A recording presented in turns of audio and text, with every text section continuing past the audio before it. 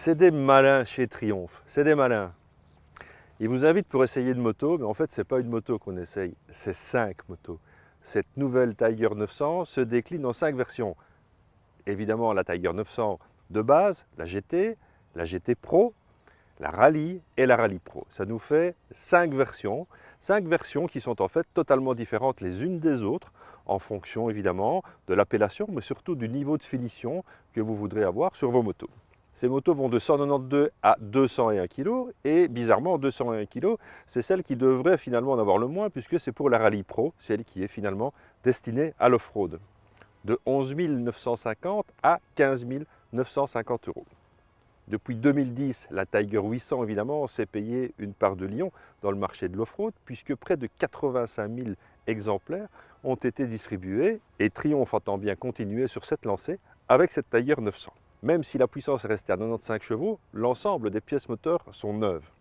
Ce nouveau moteur Euro 5 entend donner un caractère d'un twin dans les bas régimes et celui d'un multicylindre évidemment dans les hauts régimes. L'allumage a été décalé et en fait à l'utilisation on s'aperçoit évidemment que cette moto a des montées en régime relativement franches et aussi beaucoup de couple. Ça, on pourra en reparler un peu plus tard. En termes d'équipement, la Tiger n'est pas en reste, mais il vous faudra vous orienter vers les versions Pro pour bénéficier en fait de toutes les options disponibles dans le catalogue du constructeur. La première question à vous poser à l'achat d'une telle moto, c'est ce que vous allez en faire. Si vous voulez utiliser votre Tiger pour un déplacement quotidien vers le boulot, pour des week-ends et essentiellement sur la route, il n'y a aucune hésitation possible. C'est la Tiger 900, la GT ou la GT Pro. Avec sa roue de 19 à l'avant, cette moto a évidemment une destination qui est bien plus routière que sa sœur, la Rally, qui elle est équipée d'une roue de 21 à l'avant. Maintenant, l'aventure vous tente, les grands espaces vous attirent, alors là, il n'y a pas à hésiter non plus. Une seule version sera faite pour vous, c'est la Rally et la Rally Pro. Nous sommes ici au Maroc, même si ça ne se voit pas vraiment, mais je vous assure qu'on y est. Et on y est depuis 2-3 jours, on a testé ces motos en long et en large, on les a d'abord testées sur la route. Des parcours de plus de 300 km par jour sur de minuscules routes parsemées de mobylettes, d'enfants, de chiens, de singes, d'ânes et de dromadaires nous ont permis de constater la maniabilité de ces Tiger, mais aussi leur facilité d'accès. Jamais débordé par une puissance trop élevée, parfaitement secondé par des suspensions Marzocchi pour les GT, Showa pour les rallyes et sécurisé par les étriers Brembo Stylema, comme sur les Ducati V4, s'il vous plaît. Une des journées était consacrée à l'off-road et je vous assure qu'on n'a pas fait semblant. Je peux vous dire que la Rally Pro, montée évidemment avec des pneus adéquats, comme vous pouvez le voir ici, nous ont permis de découvrir tout le potentiel tout-terrain de ces motos et je peux vous dire qu'elles ont un réel potentiel tout-terrain.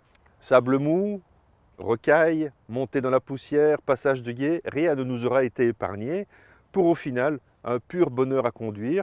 Cette moto a de la maniabilité, elle n'est pas trop lourde même si on est aux alentours des 200 kg.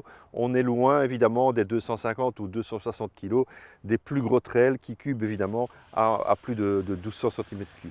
En toutes circonstances, l'écran TFT réglable en contraste et en couleur reste visible. Grâce à cet écran, une multitude, et je pèse mes mots, une multitude de réglages sont disponibles, y compris une fonction GPS via une application Google et votre smartphone, mais aussi la gestion de votre caméra GoPro. Au final, je ne peux évidemment que conclure sur le plaisir qu'on a pris au guidon de ces motos. Elles ont évidemment certains défauts, elles ont plus d'avantages que de défauts, je trouve, parce qu'on a d'abord pris beaucoup de plaisir à leur guidon. Et pour moi, c'est le principal sur une moto, c'est le plaisir qu'on prend à son guidon. Que pourrait-on reprocher à cette Tiger 900? La complexité d'accès aux informations via l'écran TFT. Il y a vraiment une multitude de possibilités de réglage. Il y a une multitude d'accès qui sont faciles ou non. Ça, c'est vraiment toujours un peu le problème. Évidemment, il faut se mettre dans la peau d'un journaliste qui essaye ses motos pendant un jour ou deux. Quand cette moto sera la vôtre, après quelques semaines, j'imagine que cet inconvénient va disparaître parce que vous serez habitué au maniement et à l'accès de cet écran TFT. Néanmoins, j'estime qu'il y a un peu trop d'informations à gérer et j'aimerais qu'on aille, pour l'ensemble des constructeurs, vers un peu plus de simplicité. On pourrait souhaiter un pare-brise un peu plus large avec une meilleure protection et aussi une facilité de réglage un peu revue parce que ce n'est pas vraiment évident de régler le pare-brise, en tout cas quand on roule.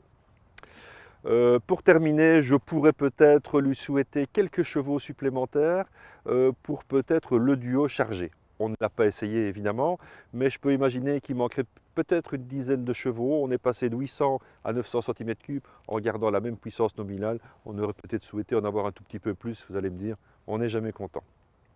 Alors les points positifs, je dirais une excellente maniabilité et une très bonne facilité d'accès à cette moto. Pourquoi? Parce que la selle est réglable de 810 à 870 mm, mais il existe aussi une version que vous pouvez commander au moment de la signature du bon de commande pour avoir une version basse. Donc cette moto est vraiment accessible à tous, avec en plus la possibilité de l'avoir pour les permis A2. Elle a une tenue de route et un comportement routier qui pour moi est relativement exemplaire pour un trail. On a roulé de manière pas toujours raisonnable, aussi bien avec la GT qu'avec la rallye. Et sincèrement, moi je n'ai pas pris ces motos en défaut. Elles sont très bien secondées au niveau châssis, au niveau suspension et au niveau frein, comme je l'ai déjà dit tout à l'heure. Et en ce qui me concerne, mais ça ne concerne que moi, j'estime qu'elles ont vraiment une sacrée gueule. Vous aimez les grands espaces, l'aventure vous tente, que ce soit pour un week-end dans les Ardennes ou une balade dans le grand espace marocain, dans l'Atlas marocain, n'hésitez pas une seconde parce que je crois sincèrement que cette Tiger fera une compagne exemplaire. Elle se situe vraiment en milieu de gamme, elle n'est ni trop lourde ni trop puissante, elle est accessible à tous et vous donnera à mon avis beaucoup de plaisir. Allez l'essayer, prenez rendez-vous chez les concessionnaires, cette moto va être bientôt disponible en concession et si vous voulez des renseignements encore plus précis que ceux que je vous ai donnés, allez voir le site qui s'inscrit ici en dessous. Je vais continuer à profiter un petit peu de ce petit séjour au Maroc et on se retrouve tout de suite.